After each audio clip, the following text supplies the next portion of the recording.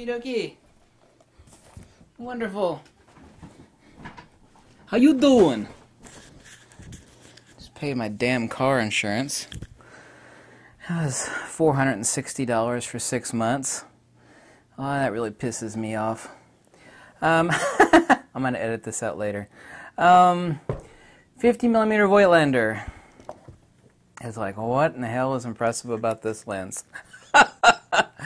Yeah, famous last words. Kind of like the thing I experienced with Fujifilm, their last medium format lens, which I don't have here on this table, turned out to be their best. The last X series lens, 16mm, turned out to be their best lens, at least in my opinion. Here it is, incredibly compact too. These are the same people that designed the ultra-compact 40mm f1.2 Voigtlander. It's in a Leica M mount. Right now I'm actually using a K&F Concepts Leica M mount to Fuji X mount. This is a full-frame lens. Let me actually take the Voigtlander. Insanely expensive lens hood. I'm going to return this, but I'm keeping the lens. Now this is my review. This is not your review. Let me state out specifically. And some people won't listen closely, so I'm going to enunciate it, that this is the best 50mm. I didn't say 56, I didn't say 58, I didn't say 54, the best 50mm lens in the world. Well, that's your opinion. You know what? You're not going to find anybody else on earth that's used or owns more 50mm. There might be some Japanese lens collector that might have, I don't know, 100 different 50mm lenses. I think I got like 35 or more different 50. It's actually more than that, 50mm lenses. The best 50mm lens in the world. Don't even ask me about build quality or construction, because it's somewhere between a Lamborghini and a Rolls-Royce, undeniably so. Obviously it's a Casino Voigtlander lens. Now, this is an f1.2 lens. Now, some people forget, actually a lot of people forget this, an f-stop is not a T-stop. This is an incredibly banal picture taken with it. Now this is straight out of camera. One thing that's really important on this, and I made sure that many of the key things that I say in this, because they're so extreme of a statement, that I gotta make sure that that statement is accurate before I make it in this video. And I'm stating specifically that this is top 3 lenses, any focal length that I've ever used, best straight out of camera color saturation. Just absolutely mind-blowing. It's like I can't even believe that that's straight out of camera color saturation. Now, no one's ever going to accuse me of, there's an interesting guy. He's got some facial pock marks. I think it's from using a straight-edged razor. No, he's a really nice guy. He's actually the guy that owns a local camera store. Accused me of not testing the hell out of this lens.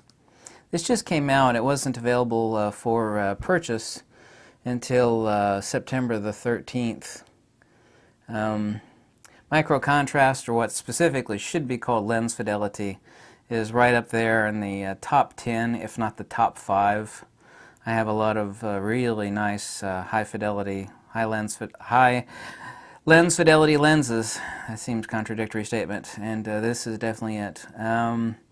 There's only 2 downsides to this lens. Where I actually swoon over this lens, there's only 2 downsides. One is not really a downside. One, it's a Leica M mount. Sony people, there's one thing I'll actually give Sony people that Fujifilm and Nikon people don't have, that a Sony person, basically because Sony doesn't make lenses, has no consideration if it comes to purchasing a really awesome lens or buying a Sony adapter for it. More Fujifilm people actually should be like that. This is a little $20 adapter, so like an M mount to Fuji X mount. The other consideration is the fact that it is expensive. It's $1,050. Is that pretty expensive?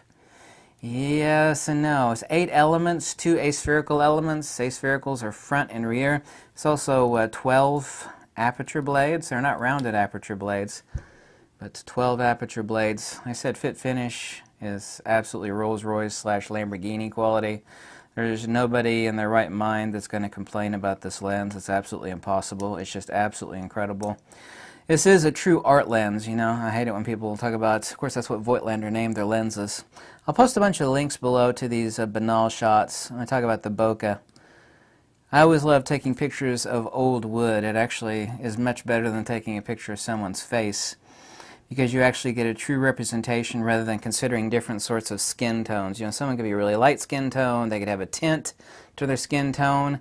A better baseline of color accuracy is actually the best that I've ever found, other than shooting like an X-Rite color checker passport, is shooting old wood. Here you can see the bokeh quality on it. Best, and I want to make sure I made some lists. Top 3 best lenses I've ever used for color saturation. This lens I give actually a 10 out of 10. And I don't say this lightly because in 5,000 videos, I don't think I've said this more than 2 or 3 times. I'd actually consider this lens to be near perfection or at perfection, which is an incredibly difficult statement to make. Now, the fact that it is a Leica M mount or the fact that it's $1,050 is not taken into consideration when it comes to near perfection. I mean, one does not, you know, give negative points to a Lamborghini, for example, you know, just because it's really damn expensive. So neither should I logically do that to this lens. So top 3 best straight out of camera color saturation.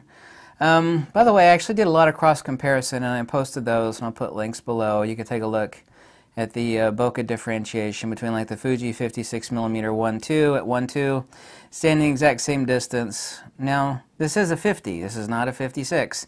I also did cross comparators, and you could flip through those between the Voigtlander 50mm 1.2 and the Voigtlander 58mm 1.4. This is a hair sharper than the Voigtlander 58mm 1.4.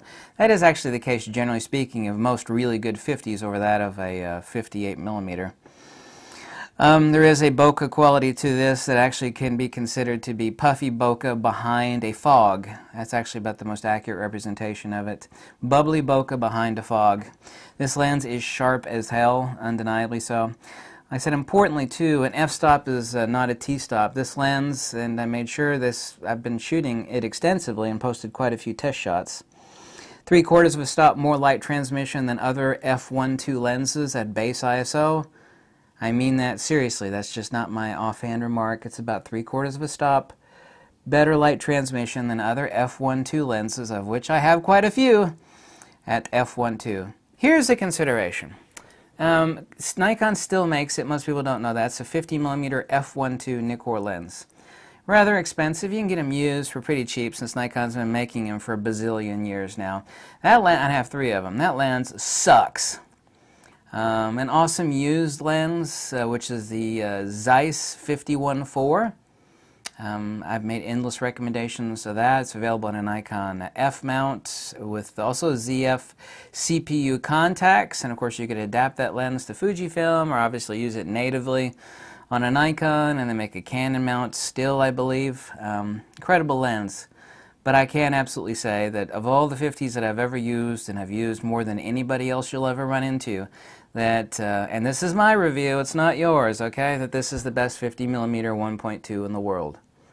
That's actually a profound statement to make, and I don't make it lightly because I actually hate it, and it basically never happens to me. I mean, it's happened like 2 or 3 times. I mean, out of 5,000 videos, that's pretty damn low. You know, I would never want someone to buy something and be unhappy with it. Here you can actually see, if you take a look and click on the images and do the cross comparator on the bokeh, you can see the fact that the out of focus elements in the background are like they're behind a fog, so you do end up with a more ethereal, puffy quality on this 50. You also see this, we actually have foreground and background bokeh. This is a banal shot, but this sort of surrealistic pastel foreground and background and the puffy, and you can see that the proboscis on the butterfly is just razor sharp. This is straight out of camera. Okay, nothing was added, subtracted, no sliders were made to the shot. That's actual, the color saturated. This is used on the Fuji X-T2. Like I said, this is a full frame lens. Amazing. Amazing. I was able to test this on a Leica full frame just to look for vignetting at f1.2 at the camera store. So other than that, I mean, I just checked for vignetting. It was just a few shots on a Leica. I said an f-stop's not a t-stop. This lens Actually at base ISO on a moderately sunny day, not totally sunny day, I still had to stop the lens down, and I've never had to do that with an f1.2 lens before. But also, too, taking the exact same shots with the exact same sort of indoor lighting to do the bokeh comparisons. The shooting, obviously, in aperture priority, since it's a lens that I'm manually focusing, obviously, and setting the aperture where I want.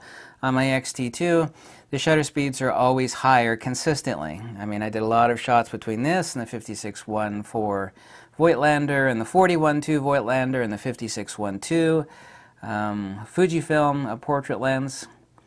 As you can see, if you discount the adapter, this is an incredibly tight, compact lens. It's actually very, very compact. The actual importer for these, and I get no kickbacks, nothing like that. I'm actually going to send back the lens hood because I can get off-brand Chinese lens hoods for $10, but this is a really nice lens hood. It's two-piece and screwed together. It's made in Japan, but it's $100. I can get the cheap knockoffs on eBay for $5. Is cameraquest.com. I'll put the link below. What else do I want to say about this lens? Incredibly low lens flare. Like I said, the downsides is a Leica M mount, and it's $1,050. It's incredibly expensive. One of the nicest things about this is that there's nothing in this, unless you leave it out in a hot car, and, well, actually, even then, you get lens haze. Nobody with half a brain is going to leave this in a hot car up in the attic or something. Or if you drop it, I mean, this is a lifetime lens. It's going to last you well beyond your lifetime. I mean, you use this lens every day, 10 hours a day, and there's not a chance in hell you're going to wear it out before you kick the bucket. So, absolute perfection build quality, and I mean it seriously. I give this lens a 10 out of 10, and a rating above that as near perfection, and I've only said that 2 or 3 times in videos. It takes a lot for me to call a lens near perfection. But this is my video review, it's not yours, and I have no affiliate links. Whatever the hell you buy, I don't make a dime, okay? I've done a lot of shooting with this lens. The lens is absolutely goddamn incredible. This is straight out of camera color saturation. That's astounding. No circular polarizer was used, which would have no ND filter. These are some pretty banal shots. I ran into like a butterfly orgy. Why do I have so many butterfly shots here? What's wrong with me? This is a banal shot, but my God, this is almost a reproduction lens. I mean, that's straight out of camera, for God's sakes. Jesus. Absolutely amazing. This is top 5 lenses I've ever used or owned, period. And my God, I've had my hands on a lot of lenses. So, I don't know, is $1,000 really that much for a near perfection lens that's going to last you a lifetime? I say no, it's not. Yeah, here we go. Straight out of camera.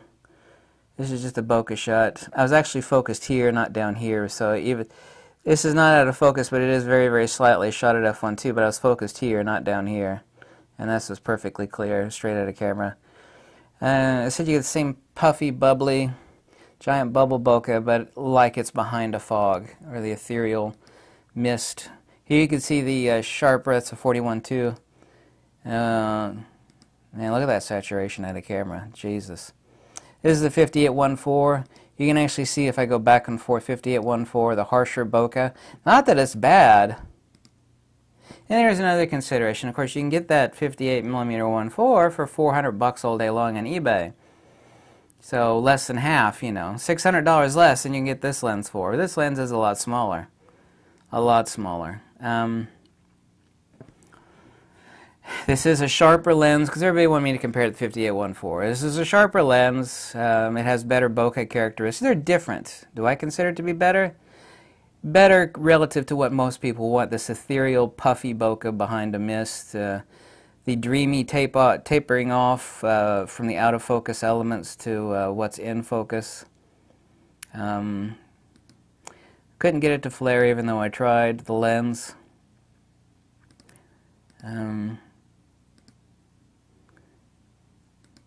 There's a shot of my my Roadster. Man, color reproduction is just freaking incredible. I know these are boring shots. I did do a lot of shooting with it under countless different conditions, and I make sure before I make a bold statement like that you know, I really mean that, because that's important, because it's an expensive lens. But it is near perfection. I give it a 10 out of 10, and God, I don't know how many years it'll be until I say that again. I don't know how long it'll be until I say near perfection again, but I know for a fact in 5,000 videos I've only said it 3 or 4 times. I know for a fact. So, thank you so much for watching. The link below at CameraQuest, who, by the way, CameraQuest is the official importer of these. He's a real nice guy named Gandhi. I said I don't get any kickbacks or freebies or anything from him, so it's available for purchase now. So make those considerations. Like I said, I have a bunch of links to the images. You can click around. I'm not going to put 10 billion links below. I'll just put like 5 or 6. You could click around and take a look at the shots. I mean, it's kind of self-evident. So that's it. There's my pick for the best 50mm lens in the world. I don't make that statement lightly. I sure as hell don't. And I do mean that. Best 50mm lens in the world. I wish they could keep this lens hood, but it's pretty expensive. Voigtlander lens hoods are not cheap.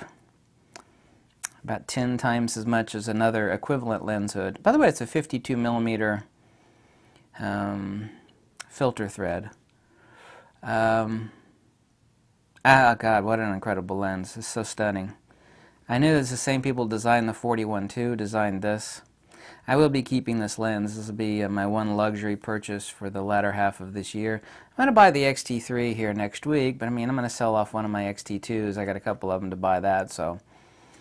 Well, my luxury purchase for the end of this year, or the last half of 2018, is definitely this lens. I would feel, I wouldn't be upset, but I'd be pissed if I actually sent this lens back after having, yeah, there's no way. Nope, it's not going to happen. It's not going to happen. It's me talking to myself.